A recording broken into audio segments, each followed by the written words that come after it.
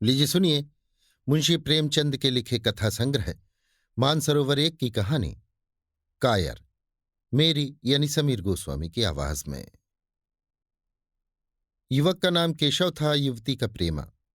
दोनों एक ही कॉलेज के और एक ही क्लास के विद्यार्थी थे।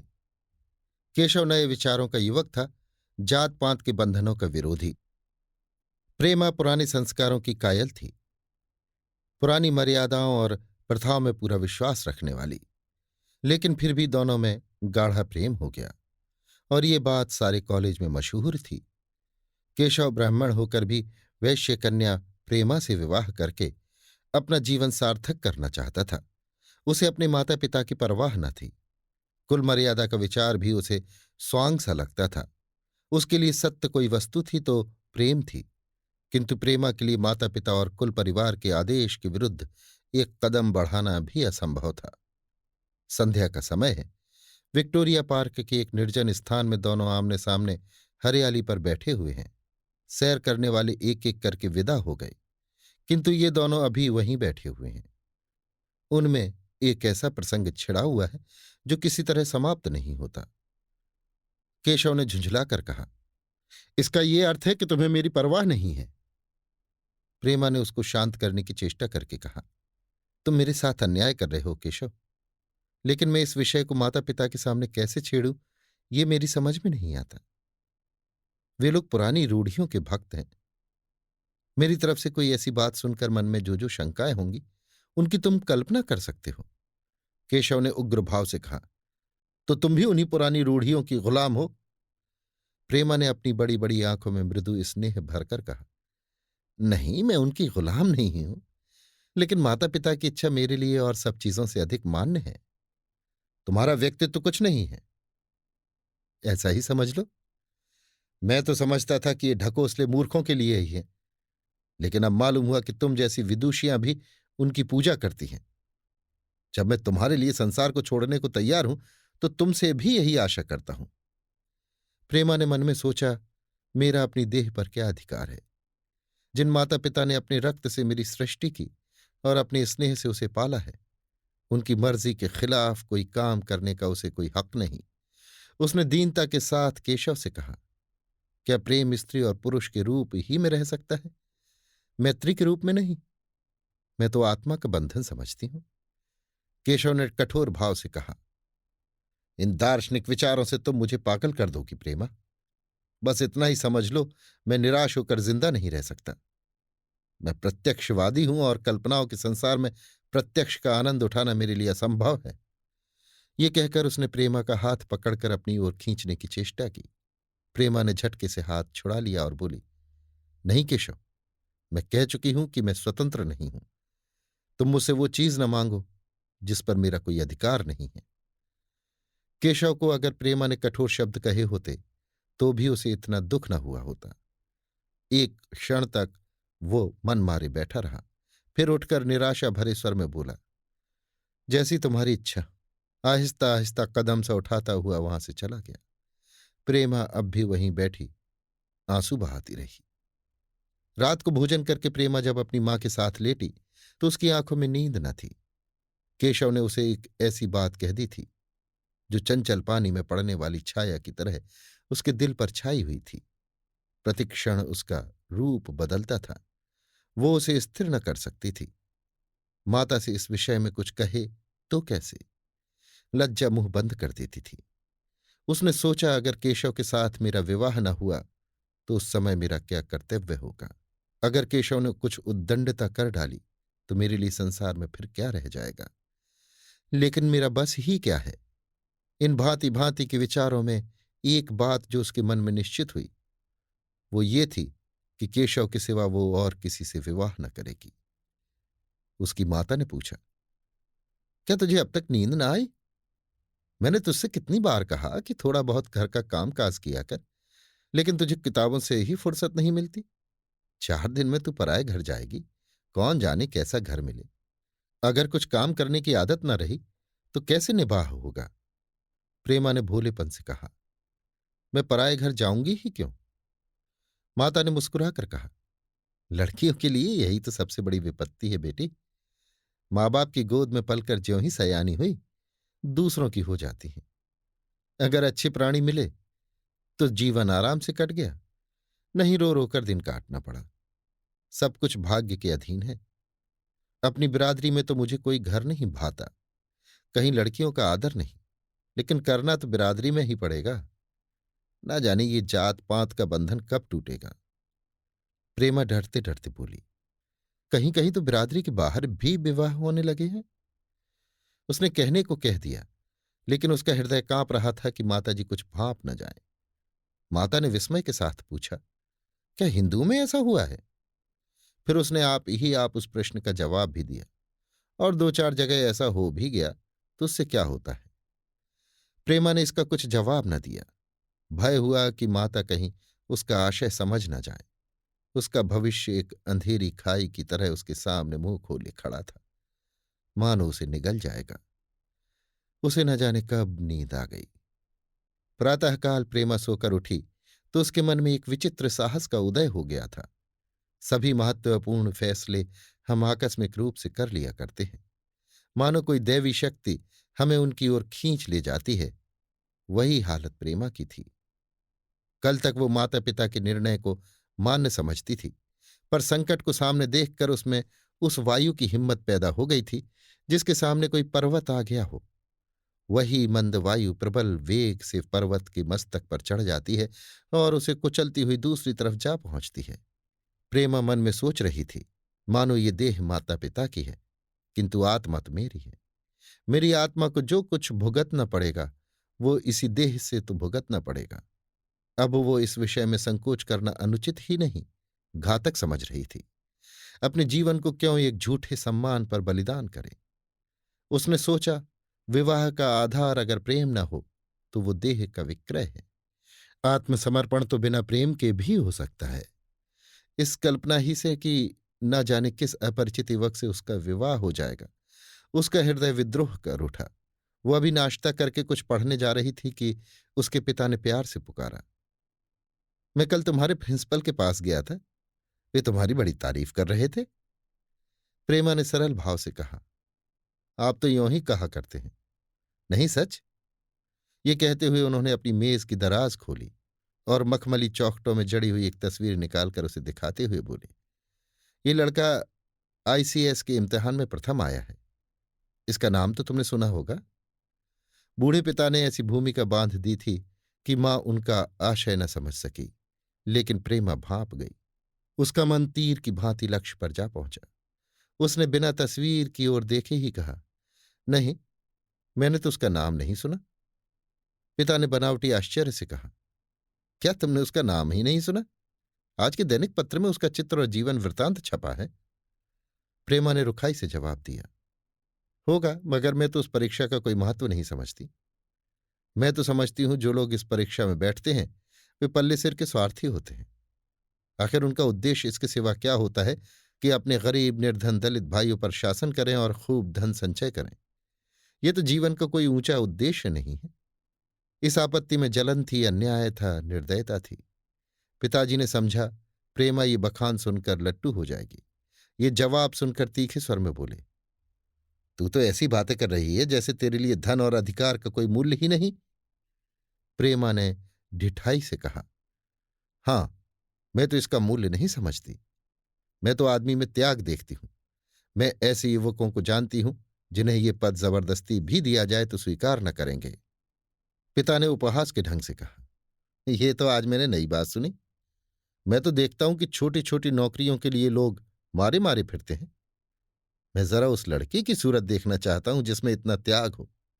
मैं तो उसकी पूजा करूंगा। शायद किसी दूसरे अवसर पर यह शब्द सुनकर प्रेमा लज्जा से सिर झुका लेती, पर इस समय उसकी दशा उस सिपाही की सी थी जिसके पीछे गहरी खाई हो। आगे बढ़ने के सिवा उसके लिए और कोई मार्ग न था। अपने आवेश को संयम से दबाती हुई, आंखों में विद्रोह भरे, वो अपने कमरे में गई और केशव के कई चित्रों में से वो एक चित्र चुनकर लाई जो उसकी निगाह में सबसे खराब था और पिता के सामने रख दिया। बूढ़े पिताजी ने चित्र को उपेक्षा के भाव से देखना चाहा, लेकिन पहली दृष्टि ही में उसने उन्हें आकर्षित कर लिया। ऊंचा कद था और दुर्बल होने पर भी उसका गठन स्वास्थ्य और संयम का परिचय दे रहा था। मुख पर प्रतिभा का तेज न था, पर विचारशीलता का कुछ ऐसा प्रतिबिंब था जो उसके मन में विश्वास पैदा करता था। उन्होंने उस चित्र की ओर देखते हुए पूछा, ये किसका चित्र है? प्रेमा ने संकोच से सिर झुकाकर कहा, ये मेरे ही क्लास में पढ़ते हैं। अपनी ही बिरादरी का है? प्रेमा की मुख मुद्रा धूमिल हो गई। इसी प्रश्न के उत्तर पर उसकी किस्मत का फैसला हो जाएगा। उसके मन में पछतावा हुआ कि व्यर्थ में इस चित्र को यहां लाई। उसमें एक क्षण के लिए जो दृढ़ता आई थी, वो इस पैने प्रश्न के सामने कातर हो उठी। दबी हुई आवाज में बोली, जी नहीं, वो ब्राह्मण है। और ये कहने के साथ ही शुद्ध होकर कमरे से निकल गई, मानो यहां की वायु में उसका गला घुटा जा रहा हो, और दीवार की आड़ में होकर रोने लगी। लाला जी को तो पहले ऐसा क्रोध आया कि प्रेमा को बुलाकर साफ साफ कह दें कि असंभव है। वे उसी गुस्से में दरवाजे तक आए, लेकिन प्रेमा को रोते देखकर नम्र हो गए। इस युवक के प्रति प्रेमा के मन में क्या भाव थे, ये उनसे छिपा न रहा। वे स्त्री शिक्षा के पूरे समर्थक थे, लेकिन इसके साथ ही कुल मर्यादा की रक्षा भी करना चाहते थे। अपनी ही जाति के सुयोग्य वर के लिए अपना सर्वस्व अर्पण कर सकते थे, लेकिन उस क्षेत्र के बाहर कुलीन से कुलीन और योग्य से योग्य वर की कल्पना भी उनके लिए असह्य थी। इससे बड़ा अपमान वे सोच ही न सकते थे। उन्होंने कठोर स्वर में कहा, आज से कॉलेज जाना बंद कर दो। अगर शिक्षा कुल मर्यादा को डुबोना ही सिखाती है तो कुशिक्षा है। प्रेमा ने कातर कंठ से कहा, परीक्षा तो समीप आ गई है। लाला जी ने दृढ़ता से कहा, आने दो। और फिर अपने कमरे में जाकर विचारों में डूब गए। 6 महीने गुजर गए। लाला जी ने घर में आकर पत्नी को एकांत में बुलाया और बोले, जहां तक मुझे मालूम है, केशव बहुत ही सुशील और प्रतिभाशाली युवक है। मैं तो समझता हूं प्रेमा इस शोक में घुल घुल कर प्राण दे देगी। तुमने भी समझाया, मैंने भी समझाया, दूसरों ने भी समझाया, पर उस पर कोई असर ही नहीं होता। ऐसी दशा में हमारे लिए और क्या उपाय है? उनकी पत्नी ने चिंतित भाव से कहा, कर तो दोगे, लेकिन रहोगे कहां? ना जाने कहां से ये कुलच्छनी मेरी कोख में आई। लाला जी ने भवें से कोड़कर तिरस्कार के साथ कहा, ये तो 1000 दफा सुन चुका, लेकिन कुल मर्यादा के नाम को कहां तक रोएं? चिड़िया का पर खोलकर ये आशा करना कि वो तुम्हारे आंगन में ही फुदकती रहेगी भ्रम है। मैंने इस पर ठंडे दिल से विचार किया है और इस नतीजे पर पहुंचा हूं कि हमें इस आपर धर्म को स्वीकार कर ही लेना चाहिए। कुल मर्यादा के नाम पर मैं प्रेमा की हत्या नहीं कर सकता। दुनिया हंसती हो हंसे, मगर वो जमाना बहुत जल्द आने वाला है जब ये सभी बंधन टूट जाएंगे। आज भी सैकड़ों विवाह जात पात के बंधनों को तोड़कर हो चुके हैं। अगर विवाह का उद्देश्य स्त्री और पुरुष का सुखमय जीवन है, तो हम प्रेमा की उपेक्षा नहीं कर सकते। वृद्धा ने क्षुब्ध होकर कहा, जब तुम्हारी यही इच्छा है तो मुझसे क्या पूछते हो? लेकिन मैं कहे देती हूं कि मैं इस विवाह के नजदीक न जाऊंगी, न कभी इस छोकरी का मुंह देखूंगी। समझ लूंगी जैसे और सब लड़के मर गए वैसे ये भी मर गई। तो फिर आखिर तुम क्या करने को कहती हो? क्यों नहीं उस लड़के से विवाह कर देते? उसमें क्या बुराई है? वो 2 साल में सिविल सर्विस पास करके आ जाएगा। केशव के पास क्या रखा है? बहुत होगा किसी दफ्तर में क्लर्क हो जाएगा। और अगर प्रेमा प्राण हत्या कर ले तो कर ले। तुम तो उसे और शह देते हो। जब उसे हमारी परवाह नहीं है तो हम उसके लिए अपने नाम को क्यों कलंकित करें? प्राण हत्या करना कोई खेल नहीं है, ये सब धमकी है। पन घोड़ा है, जब तक उसे लगाम न दो पुट्ठे पर हाथ भी न रखने देगा। जब उसके मन का ये हाल है तो कौन कहे केशव के साथ ही जिंदगी भर निबाह करेगी। जिस तरह आज उससे प्रेम है उसी तरह कल दूसरे से हो सकता है। तो क्या पत्ते पर अपना मांस बिकवाना चाहते हो? लाला जी ने स्त्री को प्रश्न सूचक दृष्टि से देखकर कहा, और अगर वो कल खुद जाकर केशव से विवाह कर ले तो तुम क्या कर लोगी? फिर तुम्हारी कितनी इज्जत रह जाएगी? वो चाहे संकोचवश या हम लोगों के लिहाज से यों ही बैठी रहे, पर यदि जिद पर कमर बांध ले, हम तुम कुछ नहीं कर सकते। इस समस्या का ऐसा भीषण अंत भी हो सकता है, ये इस वृद्धा के ध्यान में भी न आया था। ये प्रश्न बम के गोले की तरह उसके मस्तक पर गिरा। एक क्षण तक वो अवाक बैठी रह गई, मानो इस आघात ने उसकी बुद्धि की धज्जियां उड़ा दी हों। फिर पराभूत होकर बोली, तुम्हें अनोखी ही कल्पनाएं सूझती हैं। मैंने तो आज तक कभी भी नहीं सुना कि किसी कुलीन कन्या ने अपनी इच्छा से विवाह किया है? तुमने ना सुना हो, लेकिन मैंने सुना है और देखा है, और ऐसा होना बहुत संभव है। जिस दिन ऐसा होगा उस दिन तो मुझे जीती न देखोगे। मैं ये नहीं कहता कि ऐसा होगा ही, लेकिन होना संभव है। तो जब ऐसा होना है तो इससे तो यही अच्छा है कि हम ही इसका प्रबंध करें। जब नाक ही कट रही है तो तेज छुरी से क्यों न कटे। कल केशव को बुलाकर देखो क्या कहता है। केशव के पिता सरकारी पेंशनर थे, मिजाज के चिड़चिड़े और कृपण।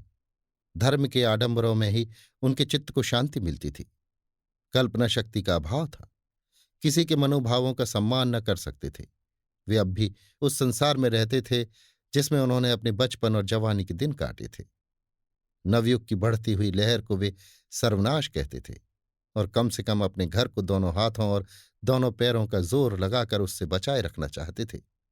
इसलिए जब एक दिन प्रेमा के पिता उसके पास पहुंचे और केशव से प्रेमा के विवाह का प्रस्ताव किया, तो बूढ़े पंडित जी अपने आपे में न रह सके। धुंधली आंखें फाड़कर बोले, आप भंग तो नहीं खा गए हैं? इस तरह का संबंध और चाहे जो कुछ हो, विवाह नहीं है। मालूम होता है आपको भी नए जमाने की हवा लग गई। बूढ़े बाबूजी ने नम्रता से कहा, मैं खुद ऐसा संबंध नहीं पसंद करता। इस विषय में मेरे भी वही विचार हैं जो आपके, पर बात ऐसी आ पड़ी है कि मुझे विवश होकर आपकी सेवा में आना पड़ा। आजकल के लड़के और लड़कियां कितने स्वेच्छाचारी हो गए हैं, ये तो आप जानते ही हैं। हम बूढ़े लोगों के लिए अब अपने सिद्धांतों की रक्षा करना कठिन हो गया है। मुझे भय है कि कहीं ये दोनों निराश होकर अपनी जान पर न खेल जाएं। बूढ़े पंडित जी जमीन पर पांव पटकते हुए गरज उठे, आप क्या कहते हैं साहब? आपको शर्म नहीं आती? हम ब्राह्मण हैं और ब्राह्मणों में भी कुलीन। ब्राह्मण कितने ही पतित हो गए हों, इतने मर्यादा शून्य नहीं हुए हैं कि बनिए बक्तालों की लड़की से विवाह करते फिरें। जिस दिन कुलीन ब्राह्मणों में लड़कियां न रहेंगी, उस दिन ये समस्या उपस्थित हो सकती है। मैं कहता हूं, आपको मुझसे ये बात करने का साहस कैसे हुआ? बूढ़े बाबूजी जितना ही दबते थे उतना ही पंडित जी बिगड़ते थे। यहां तक कि लाला जी अपना अपमान ज्यादा न सह सके और अपनी तकदीर को कोसते हुए चले गए। उसी वक्त केशव कॉलेज से आया। पंडित जी ने तुरंत उसे बुलाकर कठोर कंठ से कहा, मैंने सुना है तुमने किसी बनिए की लड़की से अपना विवाह कर लिया है। यह खबर कहां तक सही है? केशव ने अनजान बनकर पूछा, आपसे किसने कहा? किसी ने कहा। मैं पूछता हूं, ये बात ठीक है या नहीं? अगर ठीक है और तुमने अपनी मर्यादा को डुबाना निश्चय कर लिया है, तो तुम्हारे लिए हमारे घर में कोई स्थान नहीं। तुम्हें मेरी कमाई का एक धेला भी नहीं मिलता। मेरे पास जो कुछ है वो मेरी अपनी कमाई है। मुझे अख्तियार है कि मैं उसे जिसे चाहूं दे दूं। तुम ये अनीत करके मेरे घर में कदम नहीं रख सकते। केशव पिता के स्वभाव से परिचित था। प्रेमा से उसे प्रेम था। वो गुप्त रूप से प्रेमा से विवाह कर लेना चाहता था। बाप हमेशा तो बैठे न रहेंगे। माता के स्नेह पर उसे विश्वास था। उस प्रेम की तरंग में वो सारे कष्टों को झेलने के लिए तैयार मालूम होता था। लेकिन जैसे कोई कायर सिपाही बंदूक के सामने जाकर हिम्मत खो बैठता है और कदम पीछे हटा लेता है, वही दशा केशव की हुई। वो साधारण युवकों की तरह सिद्धांतों के लिए बड़े बड़े तर्क कर सकता था, जबान से उनमें अपनी भक्ति की दोहाई दे सकता था, लेकिन इसके लिए यातनाएं झेलने की सामर्थ्य उसमें न थी। अगर वो अपनी जिद पर अड़ा और पिता ने भी अपनी टेक रखी तो उसका कहाँ ठिकाना लगेगा। उसका जीवन ही नष्ट हो जाएगा। उसने दबी जबान से कहा, जिसने आपसे ये कहा है बिल्कुल झूठ कहा है। पंडित जी ने तीव्र नेत्रों से देखकर कहा, तो ये खबर बिल्कुल गलत है? जी हां, बिल्कुल गलत। तो तुम आज ही इसी वक्त उस बनिए को खत लिख दो और याद रखो कि अगर इस तरह की चर्चा फिर कभी उठी तो तुम्हारा सबसे बड़ा शत्रु होऊंगा। बस जाओ। केशव और कुछ न कह सका। वो यहां से चला तो ऐसा मालूम होता था कि पैरों में दम नहीं है। दूसरे दिन प्रेमा ने केशव के नाम ये पत्र लिखा, प्रिय केशव, तुम्हारे पूज्य पिताजी ने लाला जी के साथ जो अशिष्ट और अपमानजनक व्यवहार किया है, उसका हाल सुनकर मेरे मन में बड़ी शंका उत्पन्न हो रही है। शायद उन्होंने तुम्हें भी डांट फटकार बताई होगी। ऐसी दशा में मैं तुम्हारा निश्चय सुनने के लिए विकल हो रही हूं। तुम्हारे साथ हर तरह का कष्ट झेलने को तैयार हूं। मुझे तुम्हारे पिताजी की संपत्ति का मोह नहीं है। मैं तो केवल तुम्हारा प्रेम चाहती हूं और उसी में प्रसन्न हूं। आज शाम को यहीं आकर भोजन करो। दादा और माँ दोनों तुमसे मिलने के लिए बहुत इच्छुक हैं। मैं वो स्वप्न देखने में मग्न हूं जब हम दोनों उस सूत्र में बंध जाएंगे जो टूटना नहीं जानता, जो बड़ी से बड़ी आपत्ति में भी अटूट रहता है। तुम्हारी प्रेमा। संध्या हो गई और इस पत्र का कोई जवाब ना आया। उसकी माता बार बार पूछती थी, केशव आए नहीं। बूढ़े लाला भी द्वार की ओर आंख लगाए बैठे थे। यहां तक कि रात के 9 बज गए, पर ना तो केशव ही आए, न उनका पत्र। प्रेमा के मन में भांति भांति के संकल्प विकल्प उठ रहे थे। कदाचित उन्हें पत्र लिखने का अवकाश न मिला होगा, या आ जाने की फुर्सत न मिली होगी। कल अवश्य आ जाएंगे। केशव ने पहले उसके पास जो प्रेम पत्र लिखे थे, उन सबको उसने फिर पढ़ा। उनके एक एक शब्द से कितना अनुराग टपक रहा था, उनमें कितना कंपन था, कितनी विकलता, कितनी तीव्र आकांक्षा। फिर उसे केशव के वे वाक्य याद आए जो उसने सैकड़ों ही बार कहे थे। कितनी बार वो उसके सामने रोया था। इतने प्रमाणों के होते हुए निराशा के लिए कहाँ स्थान था। मगर फिर भी सारी रात उसका मन जैसे सूली पर टंगा रहा। प्रातःकाल केशव का जवाब आया। प्रेमा ने कांपते हुए हाथों से पत्र लेकर पढ़ा। पत्र हाथ से गिर गया। ऐसा जान पड़ा मानो उसकी देह का रक्त स्थिर हो गया हो। लिखा था, मैं बड़े संकट में हूं कि तुम्हें क्या जवाब दूं। मैंने इधर इस समस्या पर खूब ठंडे दिल से विचार किया है और इस नतीजे पर पहुंचा हूं कि वर्तमान दशाओं में मेरे लिए पिता की आज्ञा की उपेक्षा करना दुस्सह है। मुझे कायर न समझना। मैं स्वार्थी भी नहीं हूं, लेकिन मेरे सामने जो बाधाएं हैं उन पर विजय पाने की शक्ति मुझ में नहीं है। पुरानी बातों को भूल जाओ। उस समय मैंने इन बाधाओं की कल्पना न की थी। प्रेमा ने एक लंबी गहरी जलती हुई सांस खींची और उस खत को फाड़कर फेंक दिया। उसकी आंखों से अश्रुधार बहने लगी। जिस केशव को उसने अपने अंतःकरण से वर लिया था, वो इतना निष्ठुर हो जाएगा, इसकी उसको रत्ती भर भी आशा न थी। ऐसा मालूम पड़ा मानो अब तक वो कोई सुनहला स्वप्न देख रही थी, पर आंख खुलने पर वो सब कुछ अदृश्य हो गया। जीवन में जब आशा ही लुप्त हो गई तो अब अंधकार के सिवा और क्या रहा। अपने हृदय की सारी संपत्ति लगाकर उसने एक नाव लदवाई थी। वो नाव जलमग्न हो गई। अब दूसरी नाव कौन वहां से लदवाए। अगर वो नाव टूटी है तो उसके साथ वो भी डूब जाएगी। माता ने पूछा, क्या केशव का पत्र है? प्रेमा ने भूमि की ओर ताकते हुए कहा, हां, उनकी तबीयत अच्छी नहीं है। इसके सिवा वो और क्या कहे। केशव की निष्ठुरता और बेवफाई का समाचार कहकर लज्जित होने का साहस उसमें न था। दिन भर वो घर के काम धंधों में लगी रही, मानो उसे कोई चिंता ही नहीं है। रात को उसने सबको भोजन कराया, खुद भी भोजन किया और बड़ी देर तक हारमोनियम पर गाती रही।